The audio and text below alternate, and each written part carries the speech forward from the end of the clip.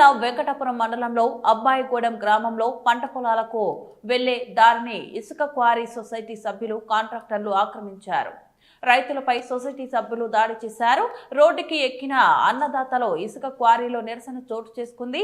మహిళా రైతుపై ఇసుక రిచ్ నిర్వాహకులు దాడి చేయగా రైతులు అడ్డుకుని వచ్చారు. అబ్బాయిగూడెం గ్రామంలో మిర్చి చేనులకు వెళ్లే దారిని ఇసుక క్వారీ నిర్వాహకులు కాంట్రాక్టర్లు ఉపయోగించడంతో రైతులు ఇసుక క్వారీ సొసైటీ సభ్యులకు అభ్యంతరం చెప్పారు.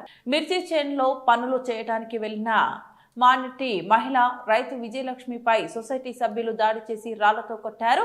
తీవ్ర గాయాలతో ప్రస్తుతం ఆమె ఆసుపత్రిలో చికిత్స పొందుతున్నారు. దీంతో ఆగ్రహించిన రైతులు వెంకటాపురం భద్రాచలం రహదారిపై బైఠాయించి ధర్నా నిర్వహించారు. నిబంధనలకు విరుద్ధంగా ఇసుక రిచ్లో తవ్వకాలు కొనసాగిస్తున్నారని, స్టాక్ యాడ్ లేకుండా డైరెక్ట్ గా లారీలలో లోడ్ చేస్తున్నారని, ఇసుక క్వారీ నిలిపివేసి అవకతవకలపై విచారణ జరిపించాలని డిమాండ్ చేశారు. ఈ విషయం తెలుసుకున్న తహసీల్దార్ వేణుగోపాల్, సిఐ రమేష్, ఎస్ఐ తిరుపతి, పిఎస్ఎండిసి అధికారి ఘటనా స్థలానికి చేరుకుని రైతులకు సర్ది చెప్పారు. ప్రస్తుతానికి ఇసుక రిచ్ నిలుపుదల చేస్తున్నట్లు డిఏఎస్ఎండిసిపిఓ హామీ ఇవ్వడంతో రైతులు శాంతించారు.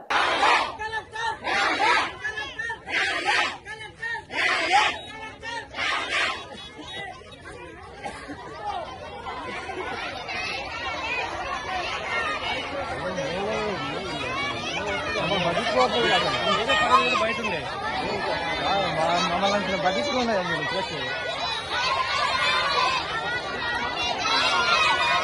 మీరు వచ్చి 10 నిమిషాలు చూస్తే సమస్యలు తీరిపోతాయి సార్. 10 నిమిషాలు సార్ రాండి సార్.